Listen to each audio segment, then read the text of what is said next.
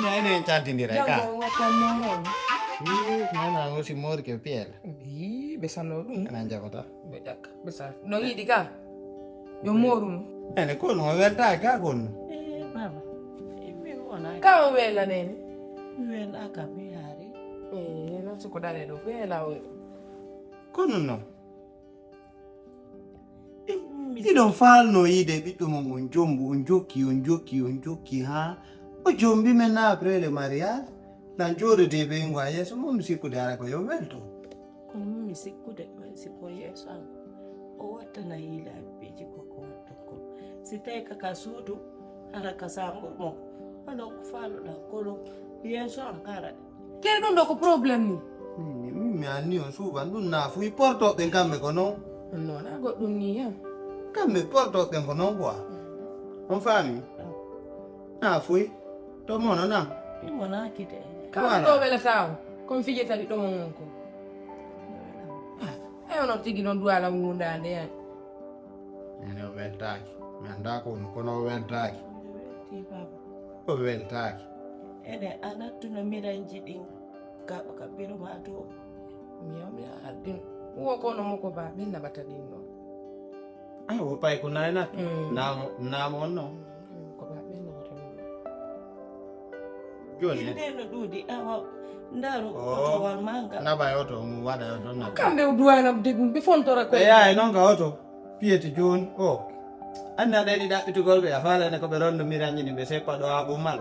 Yare doi nyande bebe yare doi na go no ngara yangaki asuti nini muri ala wado go lisansi watu Ngani mingata yego June. O chanta yo woni go eton siku ko sobe. Anena ngate yoni afijira be tungia ne besika ko sobe wonda. Achu ta feti me na. Kisa. Wala. Mi andemi lo ngalo sena. Awa. nene on sella ka. Mi do selli. na mi ada ko na bebe go pitala revi na Yo like. No. Sene wallo. Misi ka beno sil. na bebe no Besan siku ay na bebel taki. Ay ko Marias. Ay mi anda wo kwa. Ko man. min ko do mi anyo yo ngatu Ali me kambe be apitino na mi adu artist. La de Marias artist be bengarali. non daka hego den do bobo kadi ko artista ba den na bo Mi ngai denna bo mi halka ko dar no 48. mi nyamba na borana be ko vendo ner ko dum tum metti No, be kambe be ata. Kambe be apitino min ma na mi adu ka ya artist be be. No, vendo den. do mi mora yo ka waru nduri didi bet E wala dum. Ayado ya santi. ben na de santi Do. No, mimi jombi. Yeah, bro. Kumpe jungu nebi fi wataya. Nili motonkono. Bintao nulugol ku petu no metam. No. Passe yawgol ka boutique do sorgol tu warga e sukkar wara kanko 2 heures 3 heures dita. Fenanta mano andi benangiyo ya. Rafli ya ka baz melenga benangiyo ya ko ya ono bento. Wa tiger. Benangimo? Yeah, anki mpaki jini tipo roto angase. Peti Wala so virimi. Yalto golan ton direct hawbe hewti. Be mbabbi mo few angase. La hulta de no sugo jamanto parce que andi de wiide jidon ko minti pinani modi. Bro, lula ni made kono ngal peti wal no kata. Kata hama. Même pas 2 mois ko yalti kadi ka kasuko. Kata hama oti financi ba ma ko hama. Kata trop billahi. Mi fenanta mano. Mi yeka mariage binet. Ko chanki andi ko hay chanki nu wadi. Ouais, lan. Yeah, mon frère. La hi amma don piji.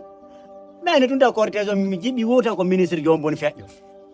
Mi derani ma dum no wada wiu fedda. Wiu fedda. Wiu hay piko parno to. Achugoy. Mon frère, na paga jombi de jombudo na sama kalajo. Si mi hala ni mamada zo no dépense da wa nem fenay. Afami? Ouais. Mais direct ne ba to mais ni otum no fedda den. De Chevrolet andi godden tore de marden décapotage gi duga. Ouais. Mais ni beno fedda na maadi. No cortège sikita ko UFD zone fedda.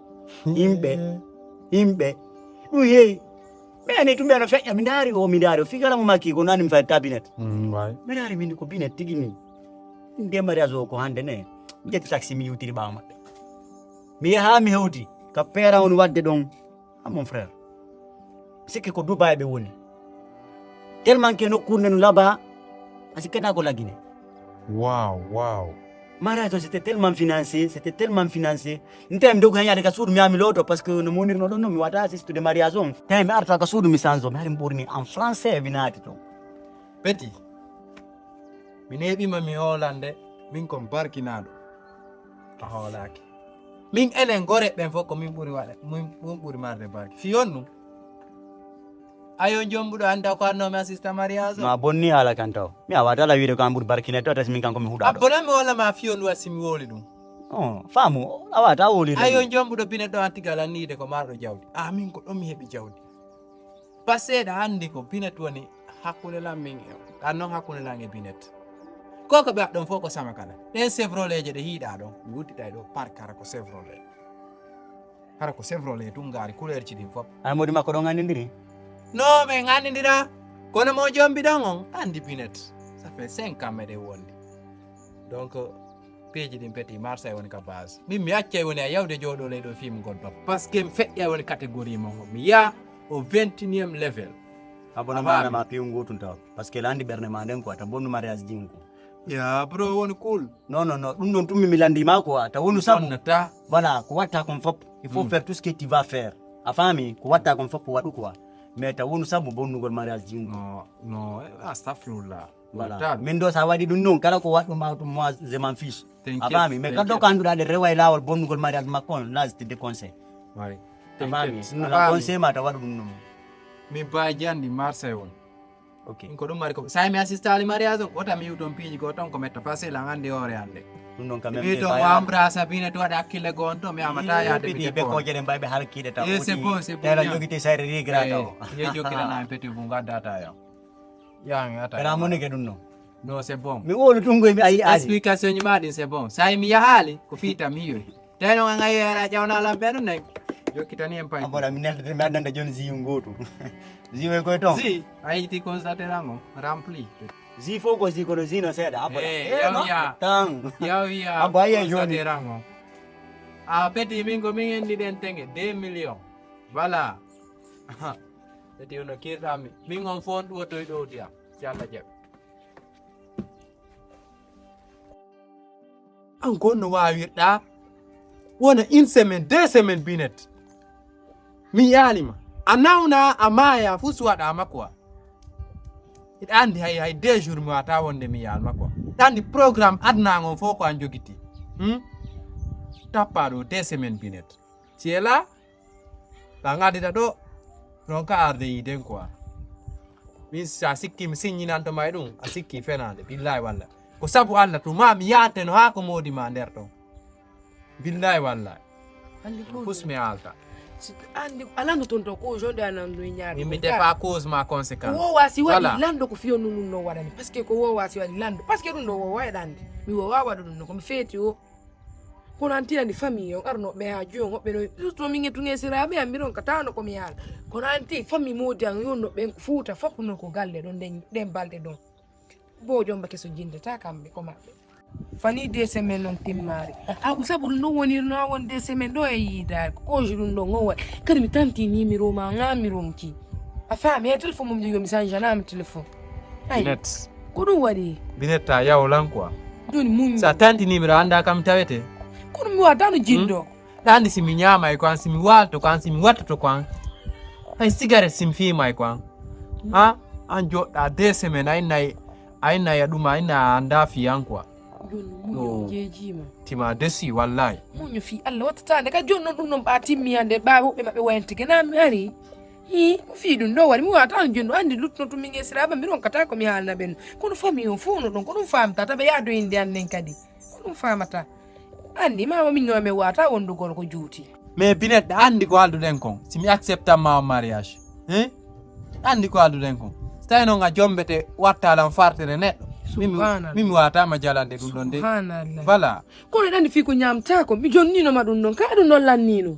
andi mbuɗɗi lannino andi payle lega fof komin fimin tan banji fof komin sodan ni taw ɗum a débrouille en parce que mi jonni fi ɓala gan ɓaaline mi nandirino ɓe ɓenna 2 semaines aji jindata mi ƴettunola mi jonnuma fi ko ñamta ko min ya jogonno ha timma tawi ɗum ɗon lanni nini mi ala dépense ka suuɗa min le hande ko min ɗo 100 francs mi walna tawi ñande hande ko an tigui mi jonnunode teñe ɗen foppa 1000 francs mi ƴettari ɗen sa di jonno ma nyam ko buddi mi yubanadi mi itti mi jonno ma ya nyam jonno min ko mon do ande mi tanjiraaki fusta billahi